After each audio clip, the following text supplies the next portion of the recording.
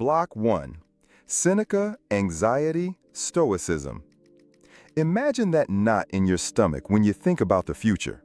That low-level hum of dread about a presentation next week, a difficult conversation you need to have, or simply the vast, terrifying uncertainty of what tomorrow holds.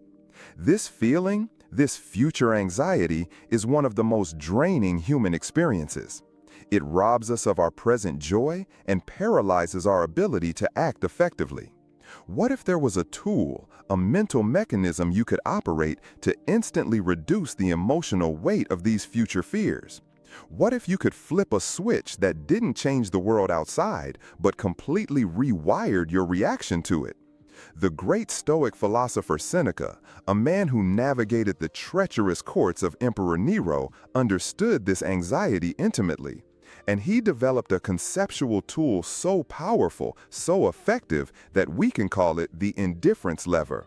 Now, when you hear the word indifferent, your mind probably jumps to apathy, a cold, detached, uncaring state. You might picture a stone-faced sage who feels nothing. This is the single biggest misunderstanding of Stoicism, and it's the first thing we need to clear up. Stoic indifference is not about not caring, it's about caring with surgical precision. It's a strategic, discerning superpower, not a lack of emotion. It's the art of understanding what truly deserves your full emotional investment and what is simply noise. The indifference lever is the mechanism that allows you to make that distinction, to consciously decide what gets to affect your inner peace and what is relegated to the status of an external event you can navigate calmly and rationally. It's the key to disarming the ticking bomb of future anxiety before it ever has a chance to go off. To understand how this lever works, we first have to grasp the bedrock of all Stoic thought, the dichotomy of control. Some things are up to us, and some things are not. What's up to us? It's a surprisingly small and incredibly powerful list.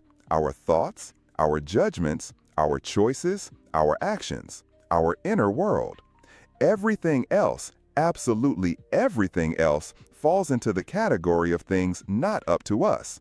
This includes your health, your wealth, your reputation, what other people think of you, the weather, the economy, and even the outcome of your own best efforts.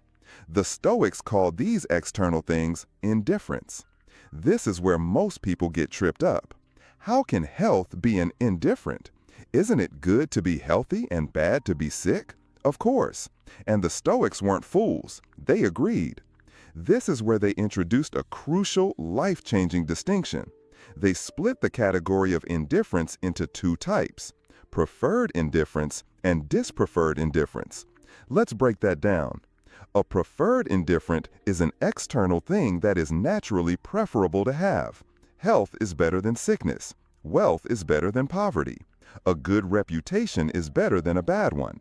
A sunny day is better than a storm. All things being equal, a Stoic will always choose and work towards these preferred outcomes. They will eat well, work diligently, and treat others with respect. Here's the critical part.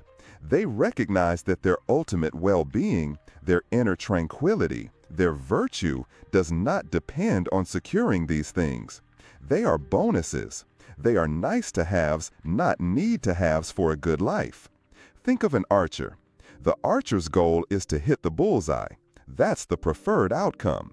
She does everything in her power to achieve it. She trains for years, she maintains her bow, she checks the wind, she controls her breathing, she aims with perfect form. All of this is within her control. But the moment the arrow leaves the bow, the final outcome is not entirely up to her. A sudden gust of wind could blow it off course. A bird could fly in the way. The target could collapse. The Stoic archer judges her success not on whether she hits the bullseye, the preferred indifferent, but on the quality of her shot. She finds satisfaction in having done everything within her power perfectly. The outcome is external. Her excellence is internal. On the other side, we have dispreferred indifference. These are the things we'd naturally rather avoid: sickness, pain, poverty, loss. Again, the Stoics weren't masochists. They didn't seek these things out. They would actively work to prevent them. But, and this is the core of their resilience, they understood that these events, while unpleasant, have no power to harm their inner character. Getting sick doesn't make you a bad person. Losing your job doesn't corrupt your soul. These are simply challenging external circumstances to be navigated with virtue, with courage, with patience, with wisdom. They are tests of character, not destroyers of it. So, how does this become a lever? The indifference lever is the conscious mental act of categorizing a future worry correctly. When you feel that spike of anxiety about, say, a potential layoff at work, your untrained mind immediately labels it as catastrophe. It's a pure, unadulterated bad. This judgment is what fuels the fear, the sleepless nights, the panic. But the trained Stoic mind pauses.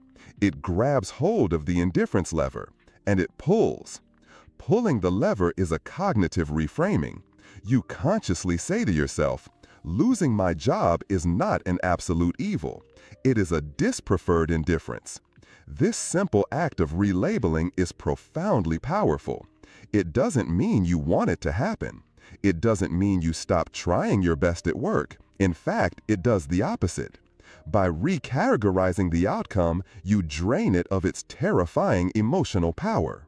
The anxiety subsides, and your mind is freed up to focus entirely on what you control: your performance, updating your resume, networking, developing new skills. You shift your energy from panicked worrying about the uncontrollable to productive action on the controllable. You become the archer focusing on the perfect shot, not the unpredictable flight of the arrow. This is the secret. You stop outsourcing your emotional well-being to the whims of your boss, the economy, or fate. You bring it back home, inside yourself, where it can't be touched. This is the foundation of a truly unshakable inner peace.